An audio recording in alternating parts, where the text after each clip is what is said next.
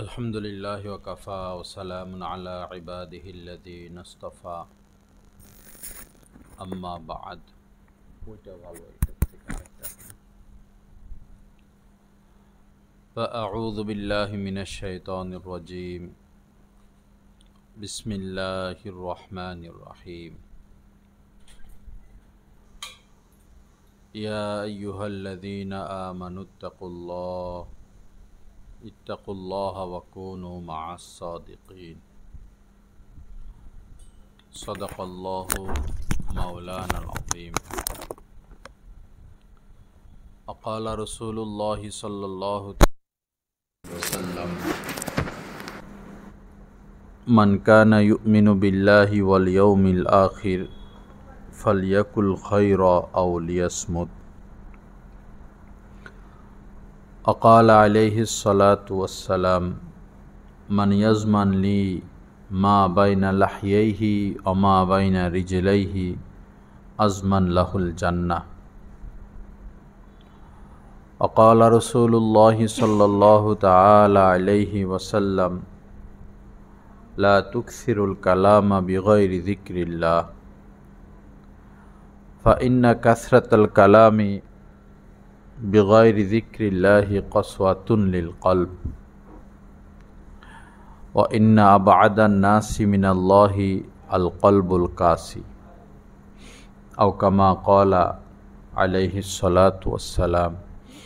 আল্লাহুম্মা সাল্লি আলা সাইয়্যিদিনা ওয়া মাওলানা মুহাম্মদ ওয়া আলা আলি সাইয়্যিদিনা ওয়া মাওলানা মুহাম্মদ ওয়া বারিক ওয়া সাল্লিম। আস্তাগফিরুল্লাহাল্লাযী লা ইলাহা ইল্লা হুয়াল হাইয়ুল কাইয়্যুম ওয়া আতুবু ইলাইহি। আল্লাহ পাক জাল্লা জালালুহু আমাদের সবাইকে মাফ করে দেন। আল্লাহ পাক আমাদের অন্তর আত্মার মধ্যে শান্তি নসিব করে দেন। আমাদের সবাইকে হেদায়েতে কামেলা নসিব করে দেন। আমাদের দেশের অশান্ত পরিবেশকে আল্লাহ পাক শান্ত করে দেন। সমস্ত জটিলতা পেরেশানি দূর করে আল্লাহ পাক শান্তিময় এক দেশ, রাষ্ট্র, সমাজ আমাদেরকে দান করেন। লা ইলাহা ইল্লাল্লাহ, লা ইলাহা ইল্লাল্লাহ, লা ইলাহা ইল্লাল্লাহ মুহাম্মাদুর রাসূলুল্লাহ সাল্লাল্লাহু আলাইহি ওয়াসাল্লাম। দিন যত গড়াবে পৃথিবীটা তত বেশি অশান্তময় হয়ে যাবে।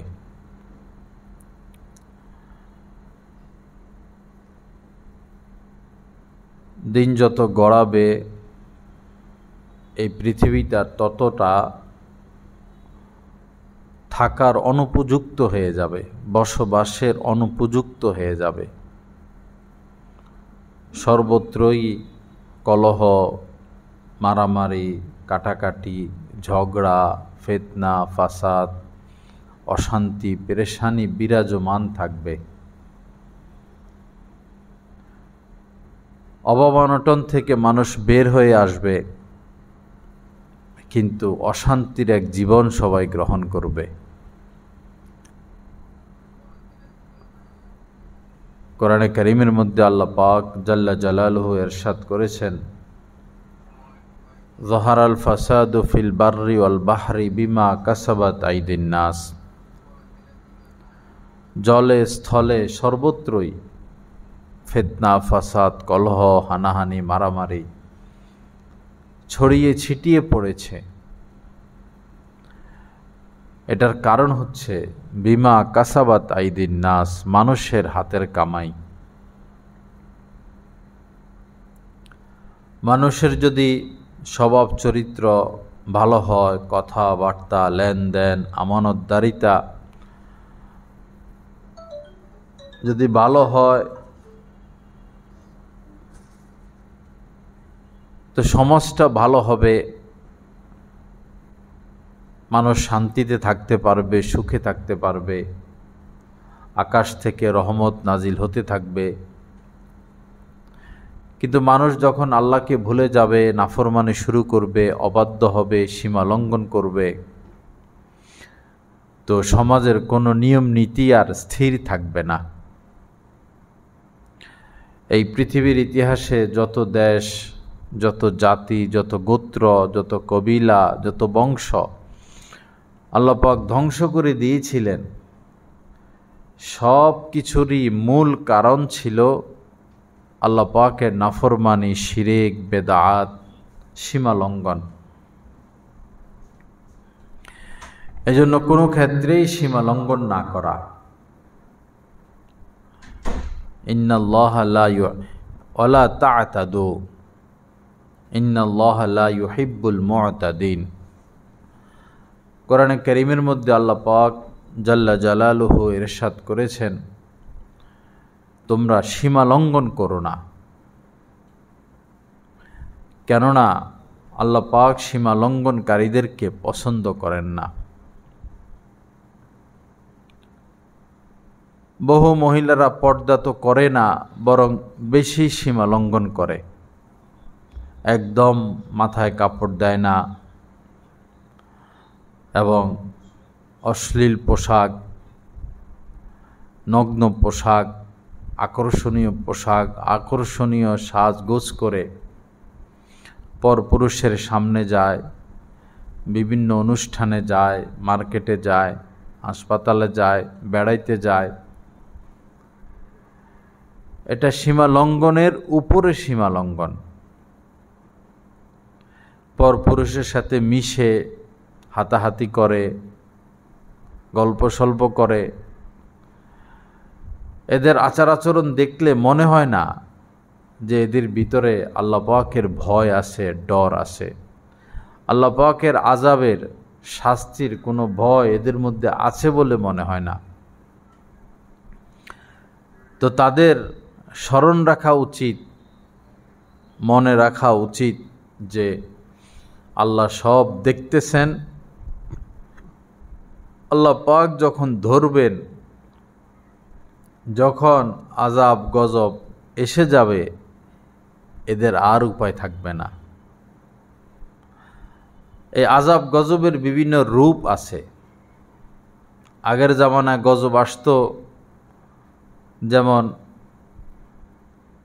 এই আগুন আসতো, আগুনে জ্বালিয়ে দিত, তুফান হইতো, পাথর নিক্ষেপ হইতো, পুরা দেশকে উল্টিয়ে দেওয়া হইতো, প্লাবন হইতো।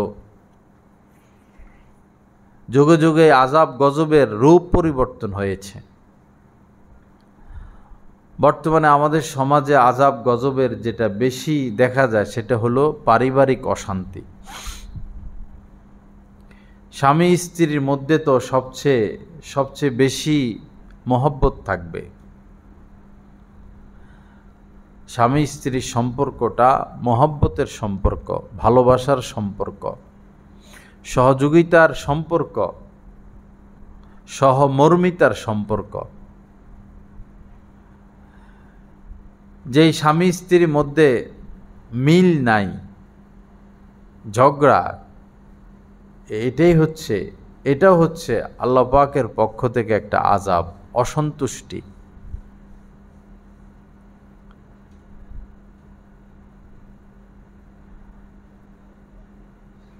এই আযাব যে আল্লাহ পাক ইচ্ছা করে ঢেলে দিছেন এমন না, আমাদের হাতের কামাই। বিমা কাসাবাত আইদিন নাস, সব মানুষের হাতের কামাই। এজন্য আমার মা বোনেরা, আল্লাহকে ভয় করি, সীমা লঙ্ঘন না করি।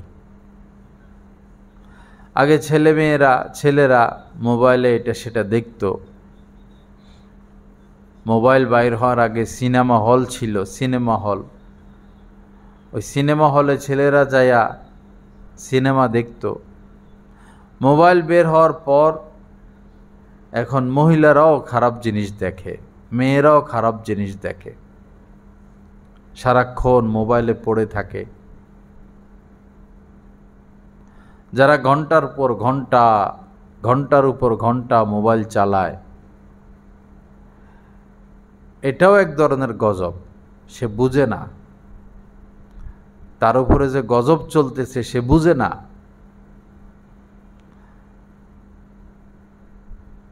বহু মানুষ আছে পরকীয়ায় লিপ্ত, নারী পর পুরুষের সাথে সম্পর্ক, পুরুষ পর নারীর সাথে সম্পর্ক। এটাও এক ধরনের গজব। হয়তো পর পুরুষের সাথে সম্পর্ক রেখে সে সাময়িক স্বাদ পায়, আনন্দ পায়, কিন্তু তার ঘরে তো অশান্তি শুরু হয়, পেরেশানি শুরু হয়। এই ভৈরব বাজারে এমন এক ফ্যামিলি, যে ছেলে মেয়েরা বড় বড়, তো মহিলা এরকম পরকীয়া আক্রান্ত হয়ে গেল।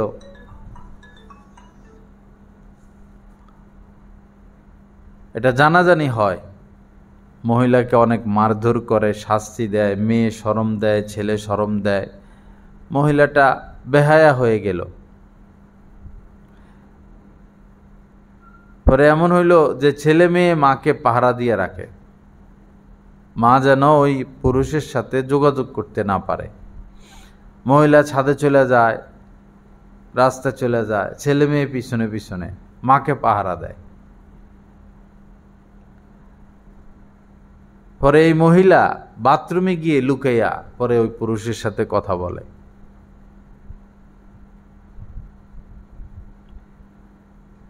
তো এই মহিলা তো বুঝে না যে এর মাধ্যমে তার উপর গজব চলতেছে। সে ঘরে অপমানিত, বাহিরে অপমানিত। যারা যত গোপনে পর পুরুষের সাথে যোগাযোগ রাখে, অথবা পুরুষ পর নারীর সাথে যোগাযোগ রাখে, এটা যত গোপনে শুরু করুক, যত গোপন রাখুক, আল্লাহর কসম এটা গোপন থাকে না। আজ নয় কাল এটা প্রকাশ হবে, তার ইজ্জত নষ্ট হবে, সম্মান নষ্ট হবে, সে লাঞ্ছিত হবে, সে জুতার বাড়ি খাবে। স্বামীর বাড়িতে থাকলে তার তালাকের ব্যবস্থা হয়ে যায়। আল্লাহ পাক আমাদেরকে সহি বোঝ দান করেন। আল্লাহ পাক সমস্ত সীমা লঙ্ঘন থেকে আমাদেরকে বেঁচে থাকার তৌফিক দান করেন। ওয়ালা তা'তাদু ইন্নাল্লাহা লা ইউহিব্বুল মু'তাদিন। তোমরা সীমা লঙ্ঘন করো না, আল্লাহ পাক সীমা লঙ্ঘনকারীদেরকে পছন্দ করেন না। আরেকটা বিষয় হলো যে গীবত করা।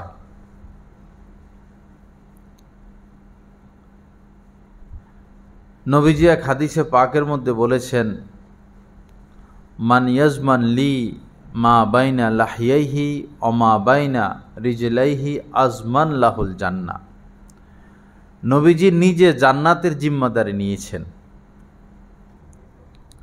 আমাদের সবার জান্নাতে যাওয়ার জিম্মাদারি নবীজি নিজে নিয়েছেন। শর্ত দিয়েছেন মাত্র দুইটা।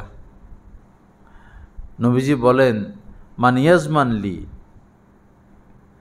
মা বাইনা লাহিয়াইহি, যে তার জবান এবং লজ্জাস্থানের ব্যাপারে জিম্মাদারি নিবে, যে ব্যক্তি তার জবান, তার মুখ এবং লজ্জাস্থানের ব্যাপারে জিম্মাদারি নিবে, আমি তার জান্নাতের জিম্মাদারি নিব।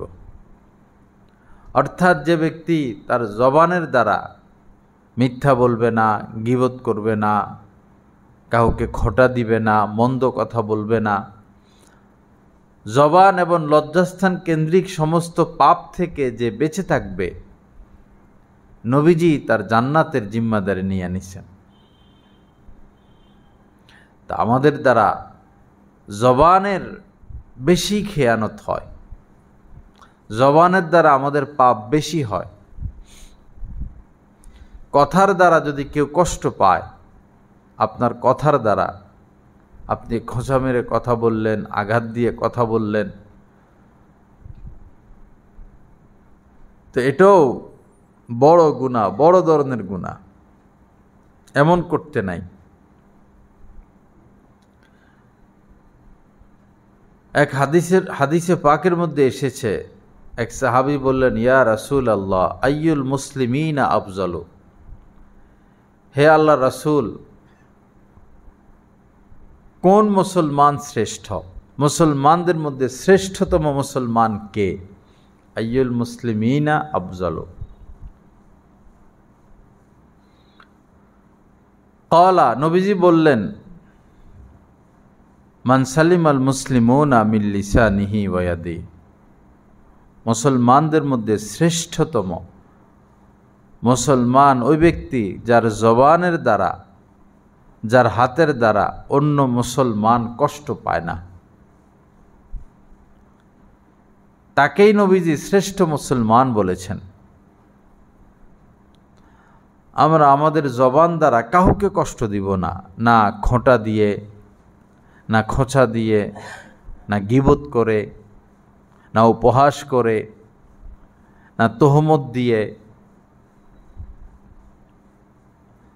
এক হাদিসের মধ্যে হুজুরে পাক সাল্লাল্লাহু আলাইহি সাল্লাম বলেছেন, মান কানা ইউমিনু বিল্লাহি ওয়াল ইয়াউমিল আখির ফালিয়াকুল খায়রা আও লিয়াসমুত।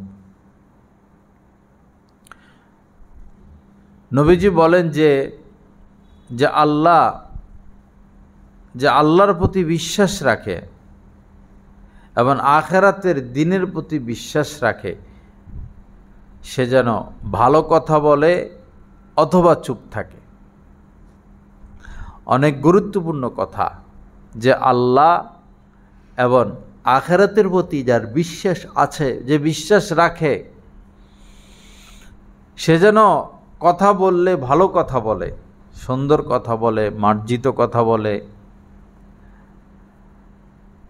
অথবা সে যেন চুপ থাকে, আউলিয়াসমত। তো বোঝা গেল আল্লাহ রাসূল আমাদের থেকে ভালো কথা শুনতে চান, সুন্দর কথা শুনতে চান, মন্দ, গালাগালি, অশ্লীলতা, অন্যায়, কষ্টদায়ক কথা শুনতে চান না।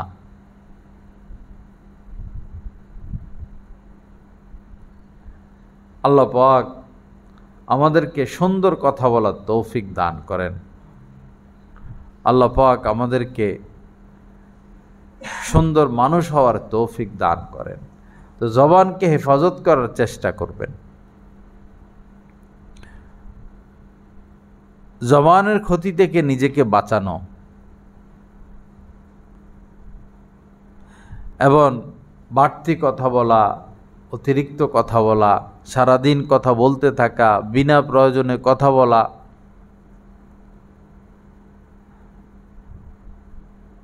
চুপ থাকা ভালো, অধিক সময় চুপ থাকা ভালো।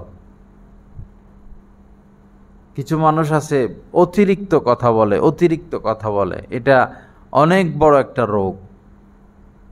এটার দ্বারা অন্তর শক্ত হয়ে যায়।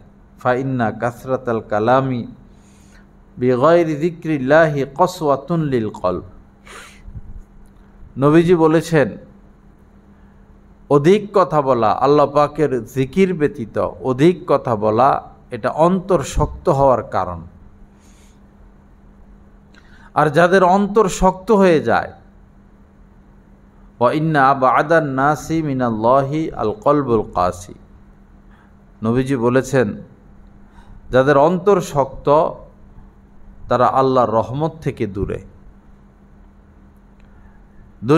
দুনিয়ার জমিনে যারা মুশরিক, যারা কাফের, তারা তো অবশ্যই আল্লাহর রহমত থেকে দূরে। মুসলমানদের মধ্যে, ইমানদারদের মধ্যে যাদের অন্তর শক্ত, তারাও আল্লাহর রহমত থেকে দূরে। আর অন্তর শক্ত হওয়ার অনেকগুলো কারণের মধ্যে একটা কারণ অতিরিক্ত কথা বলা। আল্লাহ পাক আমাদেরকে মাফ করে দেন। আল্লাহ পাক গুনাহ থেকে আমাদেরকে হেফাজত করেন। আল্লাহ পাক আমাদের জবানকে অশ্লীলতা, পাপ, অধিক কথা থেকে বেঁচে রাখার তৌফিক দান করেন। সময় খুব কম, যে কোনো মুহূর্তে ডাক চলে আসবে। আমরা যে লম্বা লম্বা স্বপ্ন দেখি, ছেলেকে বিদেশ পাঠাবো, ছেলেকে ডাক্তার বানাবো, মেয়েকে ভালো জায়গায় বিবাহ দিব, জমি কিনবো, বিল্ডিং বানাবো, বিল্ডিং বানাইলাম, আরেকটা বিল্ডিং বানাবো, লম্বা লম্বা স্বপ্ন। এক তো এরকম লম্বা স্বপ্ন দেখা নিষেধ, আরেক হলো দুনিয়াতে আমাদের যত আশা, যত স্বপ্ন, এটা কোনোদিন বাস্তবায়িত হবে না। কারণ আমাদের হায়াত সংক্ষিপ্ত আর আমাদের স্বপ্ন অসীম।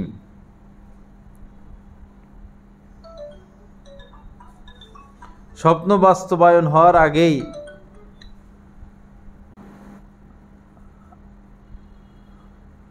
আমাদের হায়াত অনেক কম, স্বপ্ন অনেক বেশি। 500 বছরও যদি হায়াত দেওয়া হয়, স্বপ্ন পুরো হবে না, আশা পুরো হবে না।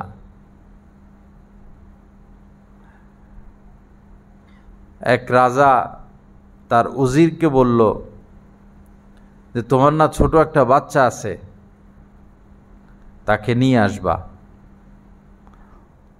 উজির ছোট বাচ্চাটাকে নিয়ে আসলো রাজার সামনে। তো রাজার পছন্দ লাগলো ছোট ছেলে। পরে রাজা বলল, তোমার এই বাচ্চাকে কখনো কষ্ট দিবা না, সে যখন যা চায় তাই দিবা।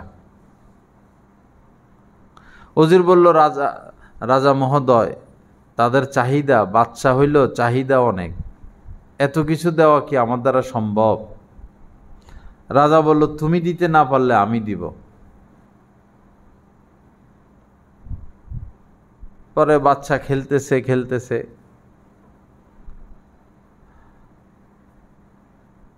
বিভিন্ন খেলার জিনিসপত্র দেওয়া হলো। পরে বাচ্চা হঠাৎ বলতেছে, একটা হাতি এনে দেন,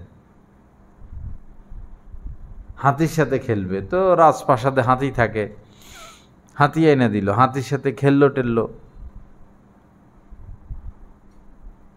পরে পরে কিছুক্ষণ পরে বাচ্চা বললো, একটা সুই আইনা দেন।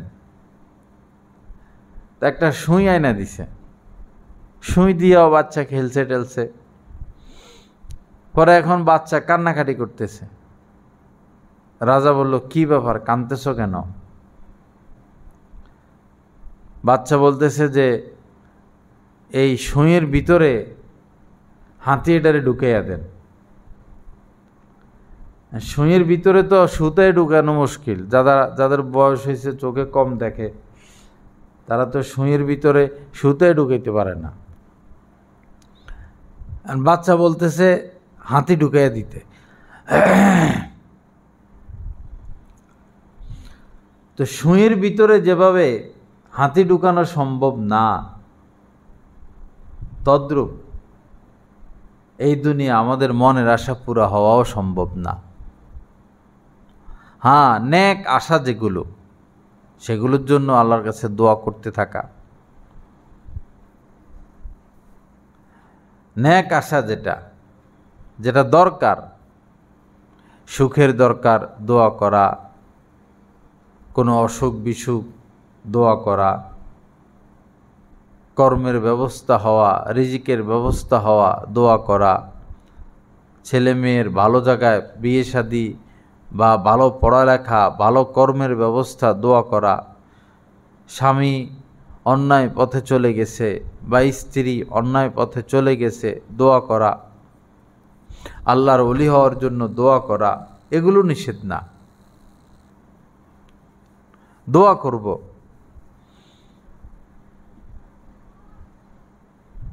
আমাদের জীবনের মাকসাদই হচ্ছে আল্লাহকে খুঁজে পাওয়া, আল্লাহর হওয়া, আল্লাহ পাকের মহব্বত হাসিল করা, আল্লাহ পাকের নৈকট্য হাসিল করা, আল্লাহকে চিনা, আল্লাহকে জানা, আল্লাহর নিকটে পৌঁছা, আল্লাহ পাকের নিকটে পৌঁছা। আহুয়া মাআকুম আইনামা কুনতুম, কোরআনে কারীমের মধ্যে আল্লাহ পাক বলেছেন, তোমরা যেখানেই থাকো না কেন আল্লাহ তোমাদের সাথে আছেন। আল্লাহকে খুঁজে পেতে হবে।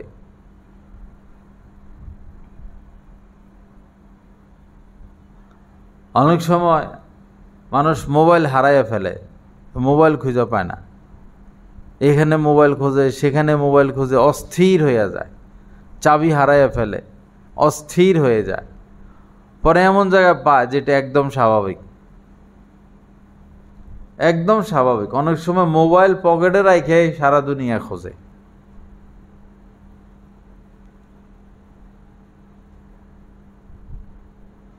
তো ঠিকানা জানা না থাকলে, পদ্ধতি জানা না থাকলে সহজটাও কঠিন হয়ে যায়।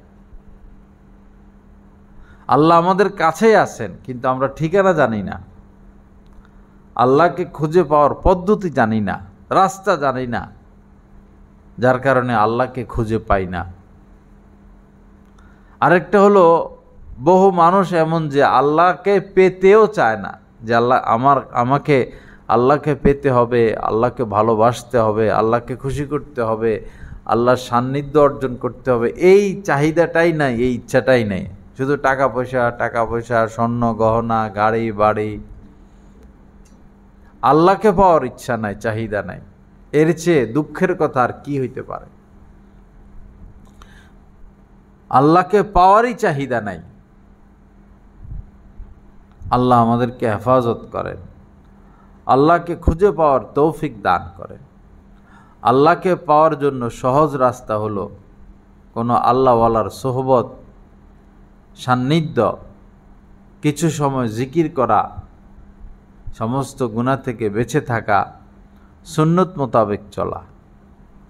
এখন মহিলা মানুষ তো সোহবতে যেতে পারবে না, তারা বয়ান শুনবে।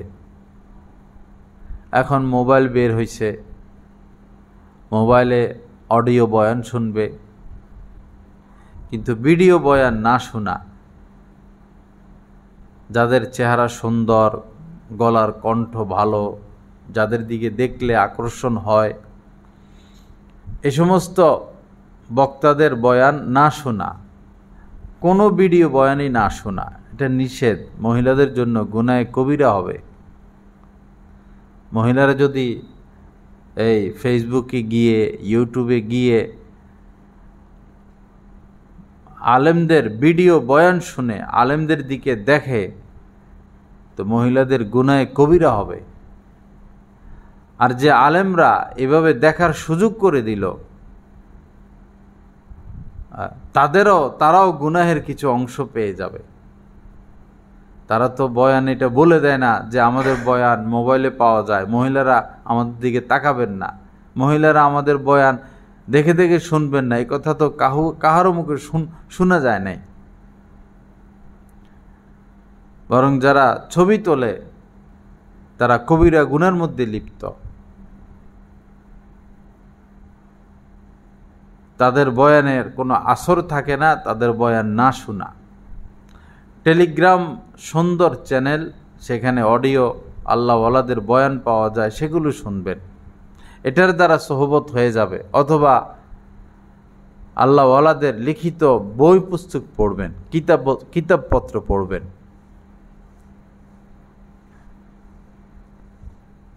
মাওলানা আবু তাহের মিসবাহ সাহেব, মাওলানা আব্দুল মালিক সাহেব, হযরত মাওলানা আশরাফ আলী থানভী রহমতুল্লাহ আলাইহি সাহেবের কিতাব, মাওলানা হেমায়েতুদ্দিন সাহেবের কিতাব, বা তাফসির পড়বেন, তাফসিরে মারিফুল কোরআন। আর গুনাহ থেকে বেঁচে থাকা, বিশেষ করে নজরকে হেফাজত করা, পরপুরুষের দিকে না তাকানো, জবানকে হেফাজত করা, গীবত না করা, মিথ্যা না বলা,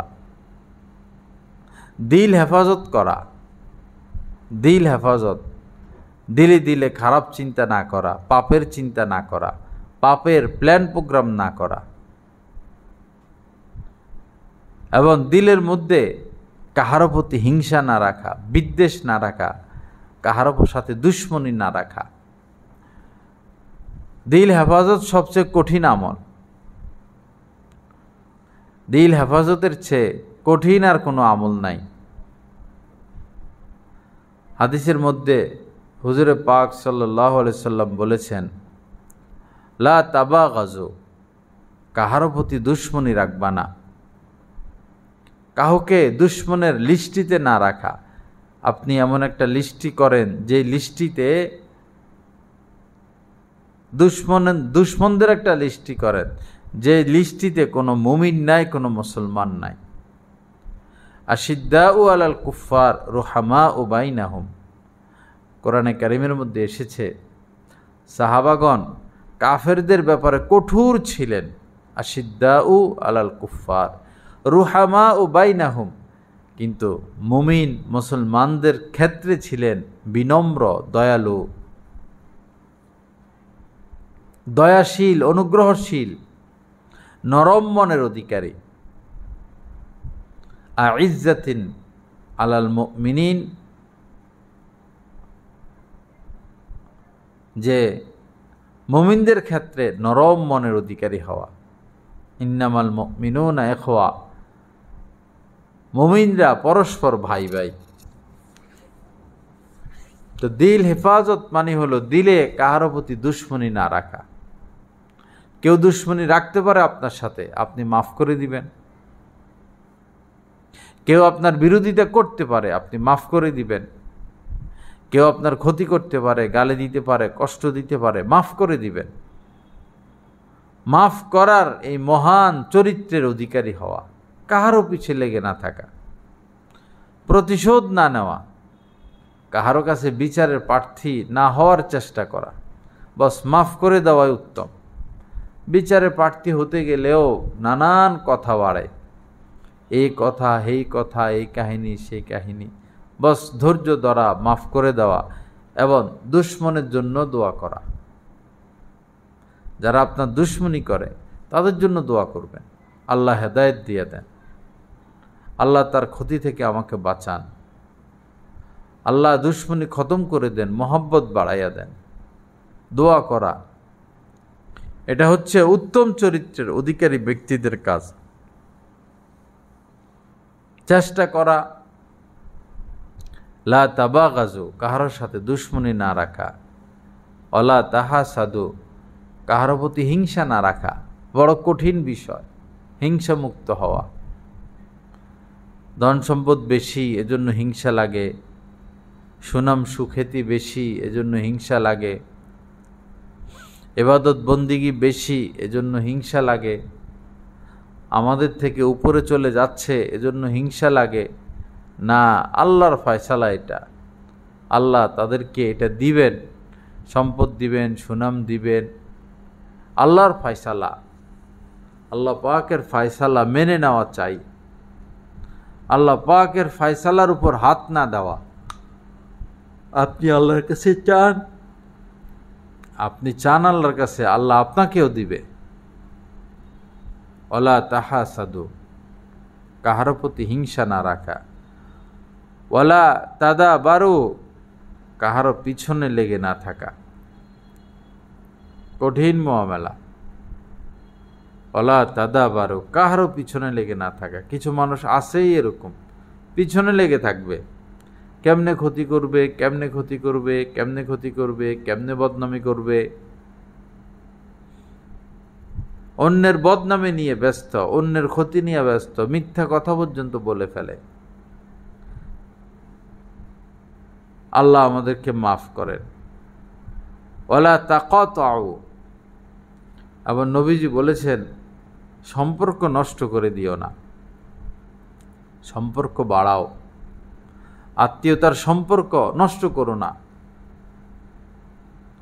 এক হাদিসে পাকের মধ্যে এসেছে লা ইয়াদখুলুল জান্নাতা কাতিআ, ওই ব্যক্তি জান্নাতে প্রবেশ করবে না যে আত্মীয়দের সাথে সম্পর্ক কেটে দেয়। আত্মীয়তার সম্পর্ক যে কেটে দেয় সে জান্নাতে প্রবেশ করবে না।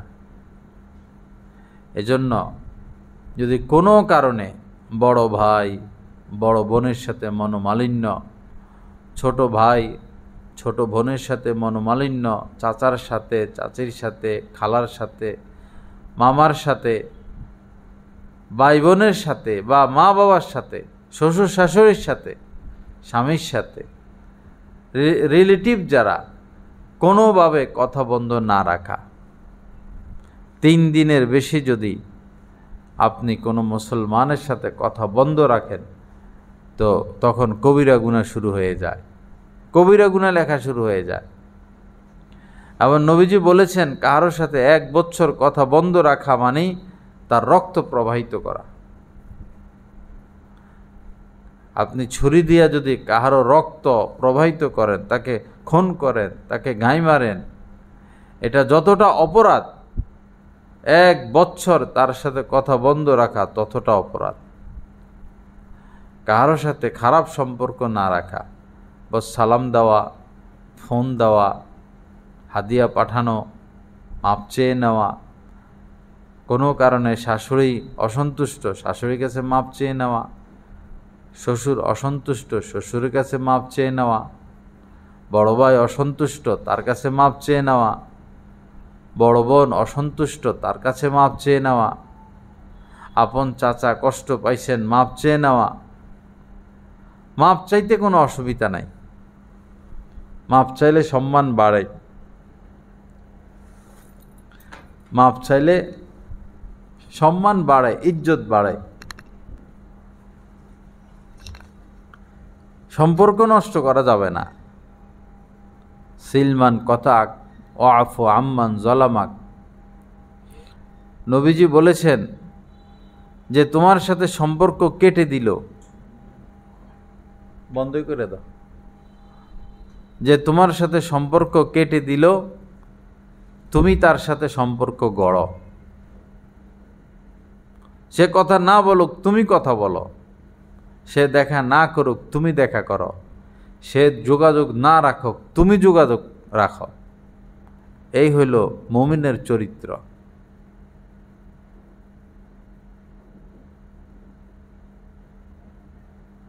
আল্লাহ পাক আমাদেরকে ऐसा জিন্দেগি নসিব করেন। আল্লাহ পাক আমাদেরকে মানুষের মতো মানুষ হওয়ার তৌফিক দান করেন। তো অন্তর হেফাজত,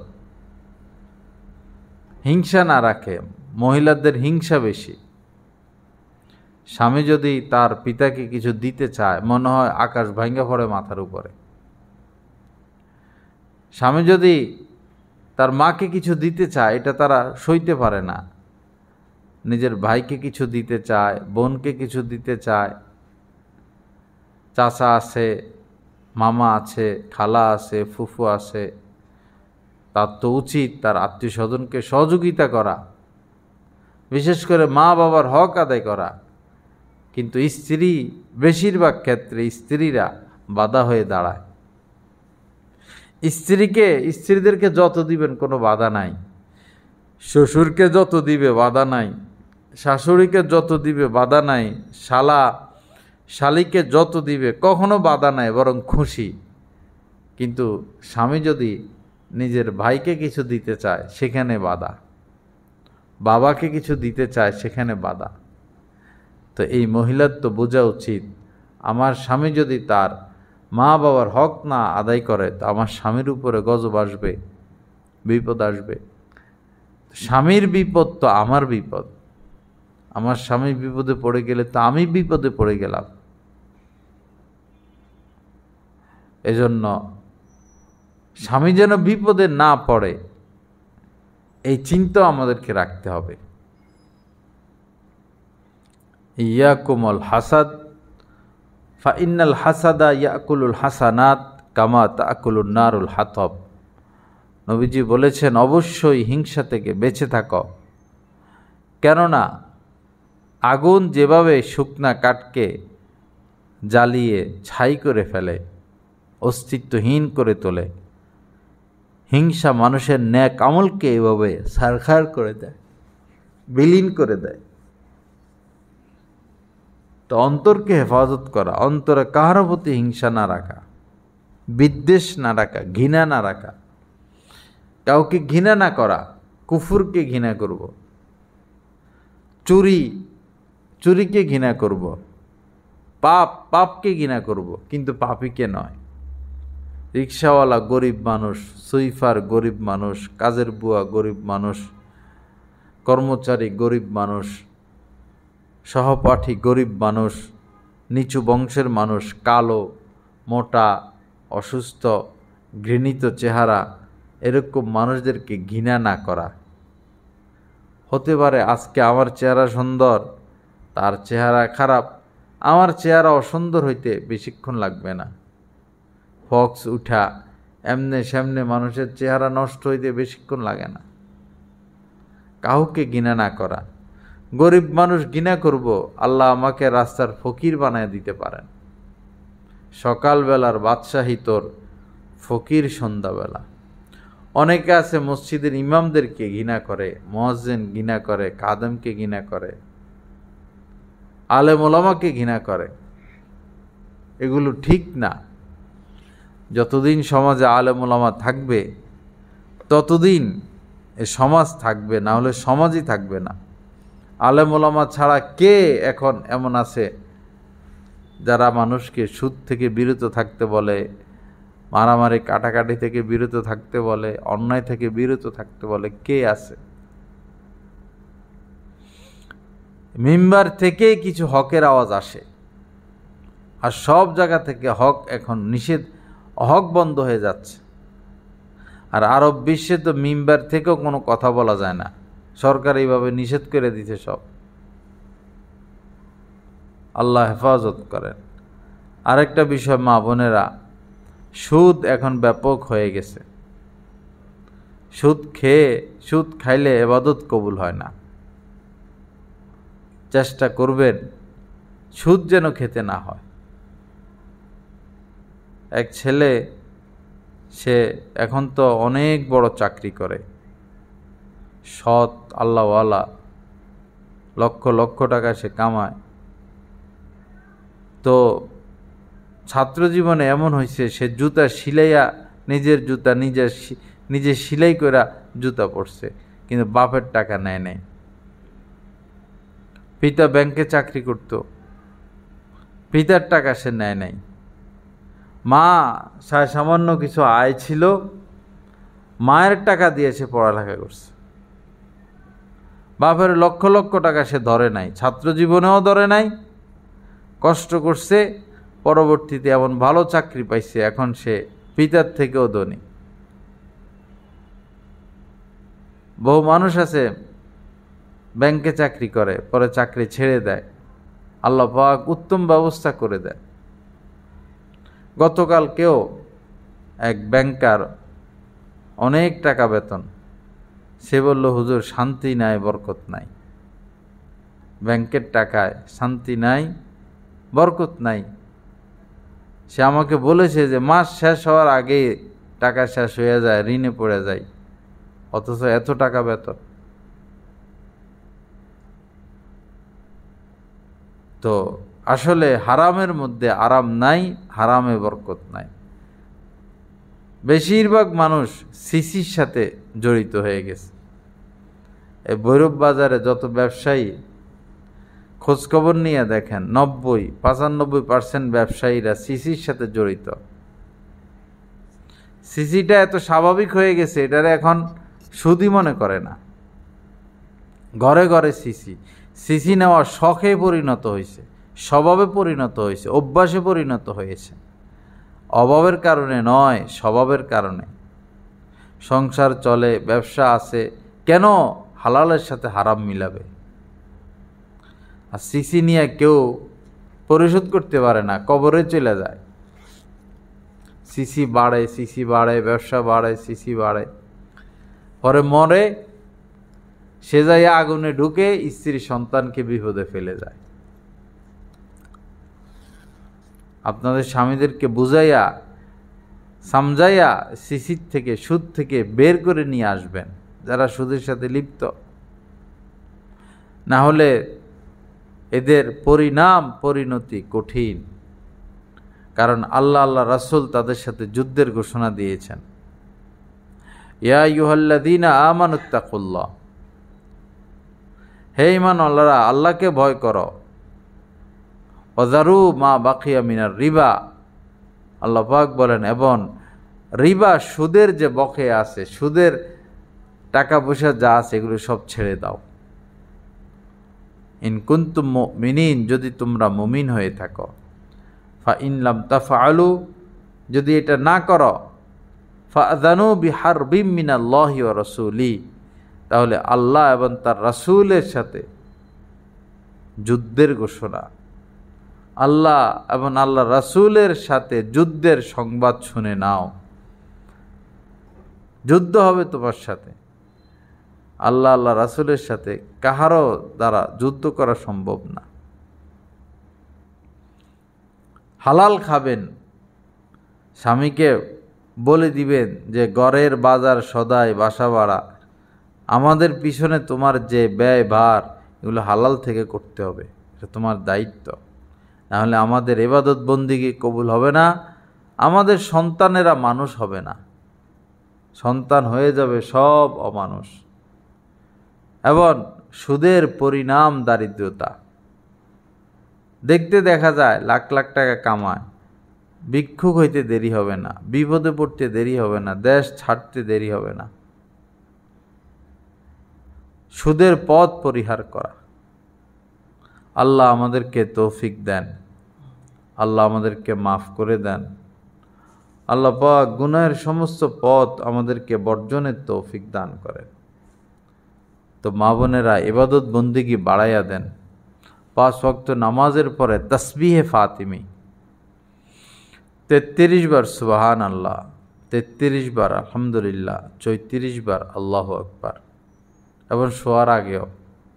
যদি এটা সম্ভব না হয় তাহলে অন্তত 10 বার 10 বার 10 বার।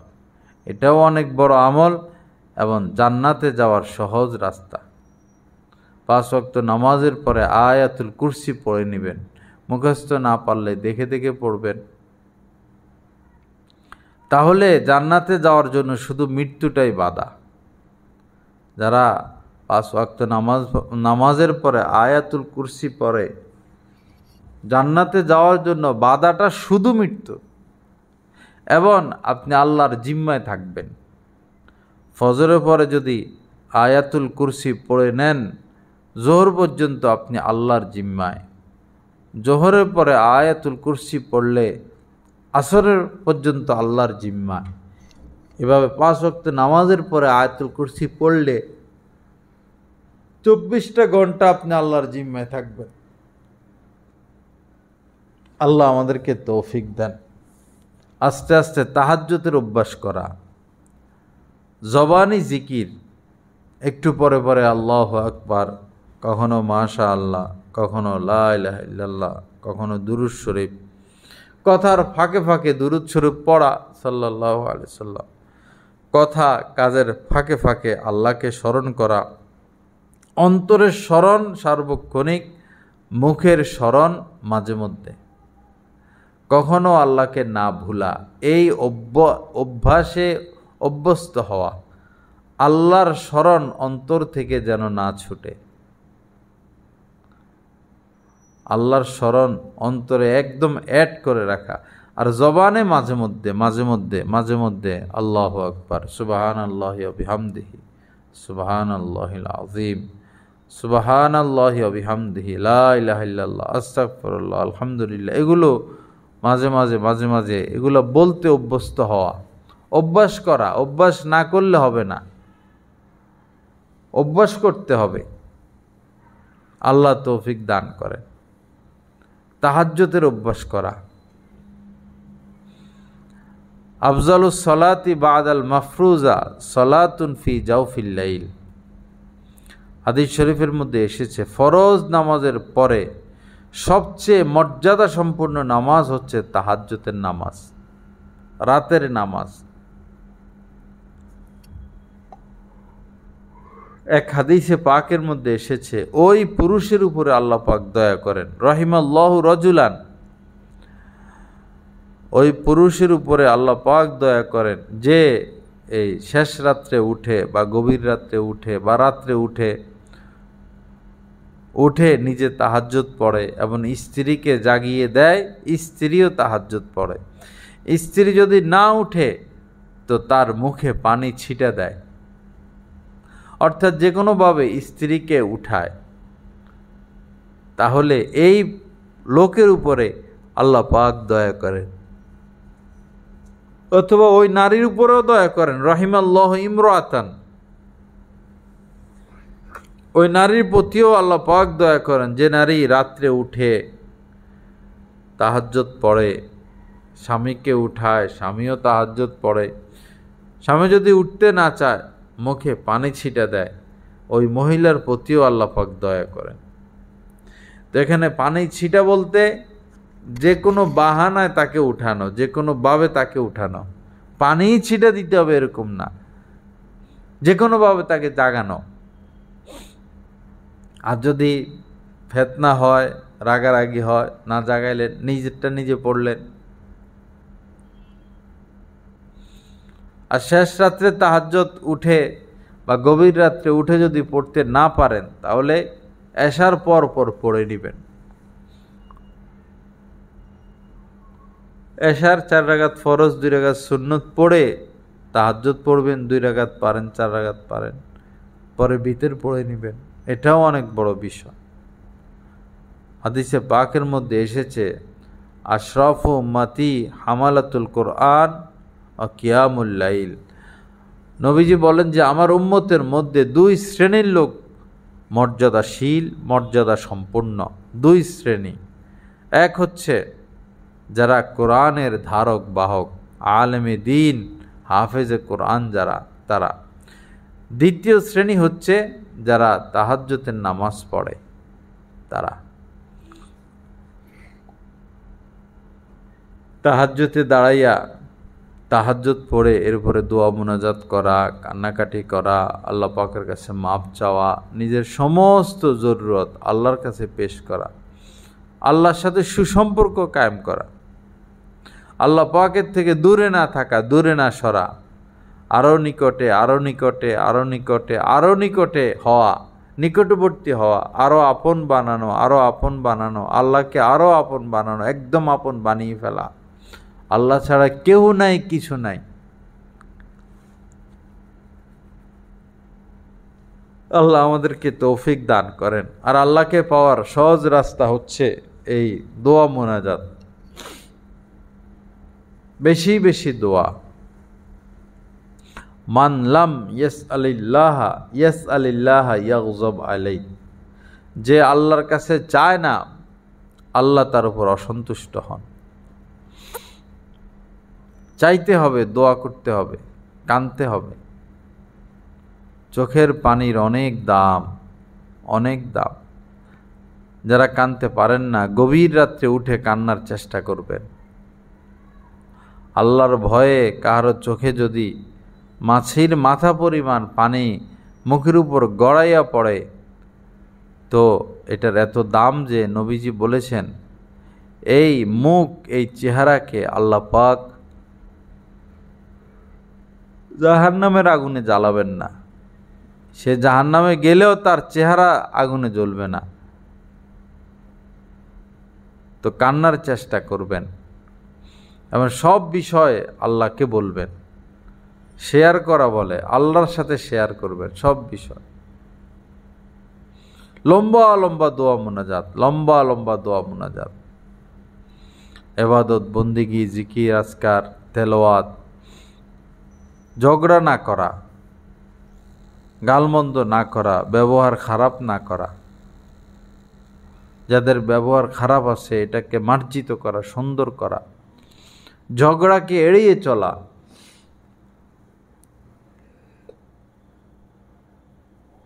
অনেক বড়, মস্ত বড় ইবাদত, ঝগড়াকে এড়িয়ে চলা, ঝগড়া না করা, ফিতনায় জড়িত না হওয়া।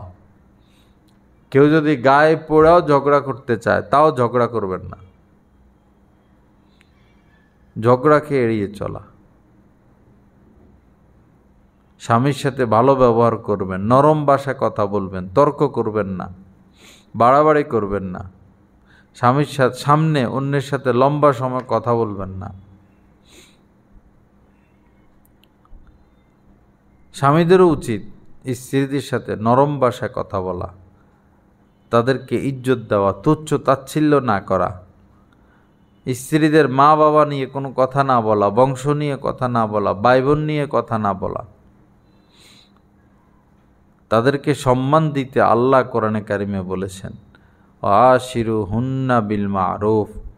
স্বামীদেরকে বলেছেন তোমাদের স্ত্রীদের সাথে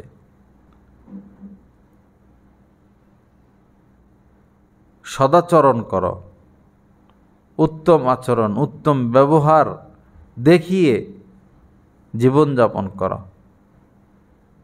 আল্লাহ আমাদের সবাইকে তৌফিক দান করেন। আল্লাহকে পাওয়া, আল্লাহকে খোঁজার পিপাসা দান করেন। জীবনের টার্গেট আল্লাহকে খুঁজে পাওয়া, জীবনের উদ্দেশ্য আল্লাহকে খুঁজে পাওয়া, আল্লাহর নৈকট্য হাসিল করা। এজন্য সারা দিনই, প্রত্যেকটা দিনই আমাদের এমন হবে যে আমি যেন আল্লাহর আরও নিকটে পৌঁছাই, আল্লাহকে আরও খুঁজে পাই, আল্লাহর মহব্বত আরও অর্জন হয়। এই হবে আমাদের জীবন। আল্লাহ পাক আমাদের সবাইকে তৌফিক দান করেন। আল্লাহ পাক আমাদেরকে গুনাহমুক্ত জীবন নসিব করেন। আমাদের সবাইকে আল্লাহ ওয়ালা হওয়ার তৌফিক দান করেন। ওয়া আখিরু দাওয়ানা আলহামদুলিল্লাহি রাব্বিল আলামিন ওয়া সাল্লাল্লাহু আলান নাবিয়্যিল কারীম।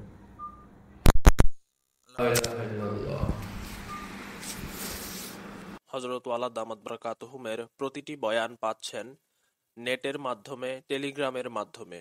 প্রথমত গুগল প্লে স্টোর থেকে টেলিগ্রাম অ্যাপসটি ডাউনলোড করতে হবে। তারপর টেলিগ্রাম অ্যাপসে প্রবেশ করে নিজের মোবাইল নাম্বার এবং একটি ভেরিফিকেশন কোড প্রদানের মাধ্যমে অ্যাকাউন্ট খুলতে হবে। অ্যাকাউন্ট খোলার পর ডান পাশে উপরে একটি সার্চ আইকন থাকবে, ওইখানে বাংলায় লিখতে হবে বয়ানে মাওলানা জহিরুল ইসলাম সাহেব, অথবা ইংরেজিতে @বয়ানবিডি। তারপর চ্যানেলে প্রবেশ। পরবর্তী কাজ হলো নিচে জয়েন আইকন থাকবে, ওইখানে ক্লিক করা। জয়েন হয়ে যাওয়ার পর পূর্ববর্তী আপলোডকৃত সকল বয়ান আপনারা পেয়ে যাবেন খুব সহজে। আলহামদুলিল্লাহ, প্রতি ইংরেজি মাসের শেষ শুক্রবার কমলপুর মাদ্রাসা মসজিদে মাসিক ইজতেমা অনুষ্ঠিত হয়। উক্ত মজলিসে অংশগ্রহণ করার জন্য সকলের প্রতি দিনই দাওয়াত রইল।